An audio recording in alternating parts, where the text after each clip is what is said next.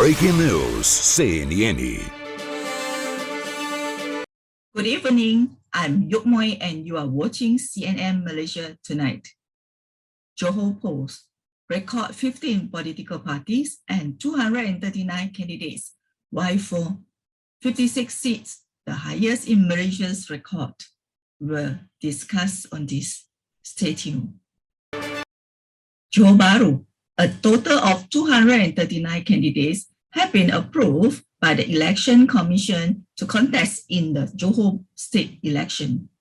The parties involved are Barisan Nasional and Perikatan Nasional with 56 candidates each, followed by Pakatan Harapan 30, Pejuang 42, PKR 20, Bebas 16, Muda 7, Parti Warisan 6, Parti Bangsa Malaysia 4, Parti Bumi Putra Perkasa Malaysia 1, and Parti Socialist Malaysia 1.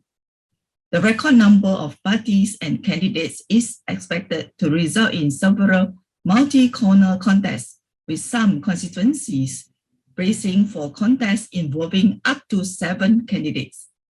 239 candidates comprise of 202 men and 37 women.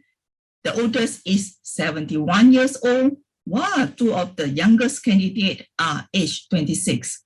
EC Chairman Abdul Ghani Saleh told a press conference held at the Persada International Convention Center after the nomination process closed at 10 a.m. this morning. The campaign period for the Johor state election has officially begun and will end at 11:59 p.m. on March 11.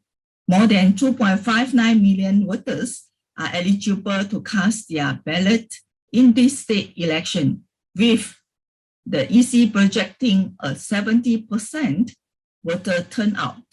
Meanwhile, EC in a statement also said that it had set up 56 election campaign enforcement teams to monitor the activities of candidates during the campaign period. The EC has set March 12 as the polling date for the Johor state election, and early voting will be on March 8. This is CNN. I am Janusri from CNN Malaysia TV show Newsreader. Just take a look at Deadline. SPM candidates face a common set of challenges in exams and overall nationwide. There is a light that shines in the darkest night. There is a whisper in the silence as SPM 2021 candidates at a school here cross by their school gate slowly to sit for their much awaited exam in overall nationwide at year 2022. SPM candidates face a common set of challenges to enter exam hall with new standard operation procedures. The candidates looked over their notes while waited to be called into the exam hall and maintaining physical distance to avoid epidemic of COVID-19. The 175 candidates at SMK Putrajaya walked silently towards the exam hall. They scanned their temperature, gave their identification documents and their exam slip before entering the exam hall. The candidates, with a terrified look on their face while enter the exam hall, and very nervous when saw exam papers. Thank you. This is CNN. The story of Azwan Omar, the 30-years-old better known as Abang Viva, spread on social media when he was willing to come to Selangor from Malacca to save flood victims last December with only 50 Malaysian ringgits for his car refill and to buy foods. This time is no longer as usual for him, that he no longer using his known car product Viva to save the people of Terengganu who are affected by the floods, but Mitsubishi Triton 4-wheel drive, which donated by an individual to facilitate his welfare affairs. He feels more excited because he can enter more places than before. If it was Roda Viva, many places that he could not enter. He left Malacca about 9 at night on Sunday and arrived at Terengganu about 4:50 in the morning on Monday, which was affected badly by the floods. The aid mission this time was different from before because he is no longer alone but occupied by his 4 friends who brings 3 vehicles, which is also 4-wheel drive, and they also brought 3 boats. Azwan said that his condition was better known by the community and it made things easier because of the cooperated by many people, including taking him to the flood location, especially in rural areas. He also said that after the floods in Terengganu subside, he would like to continue the mission to Kelantan if the situation there needs for his helps. This is CNN.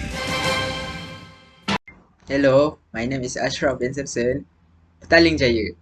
According to Datuk Seri T. Lianke, the Youth and Sports Ministry does not have the authority to intervene in the activities or policies of Badminton Association of Malaysia (BAM). However, the Deputy Youth and Sports Minister stressed that they are only able to intervene if issues are brought to the ministry attention through the Malaysia Sports Commissioner (PSM). T explained that the 2 national badminton players who opted to become independent had piqued the interest of badminton enthusiasts across the world, not only in Malaysia. The ministry, in a collaboration with BAM, has a long-term and precise plans, as well as a significant investment and a strong commitment to develop an international athlete. This investment includes the government's commitment to the role of the National Sports Association and sportsmanship continuity to ensure that athletes' development programs from the grassroots to the international level can be planned and implemented smoothly, he said in response to a question from William Leongji Kin, PH Layang in Dewan Rakyat on a Wednesday, March 2. Leong had inquired to why BAM forbade its athletes from going pro as well as from competing in international events. Li Ziyajia and Goh Jinwei were recently penalized for their decision to become independent after quitting BAM.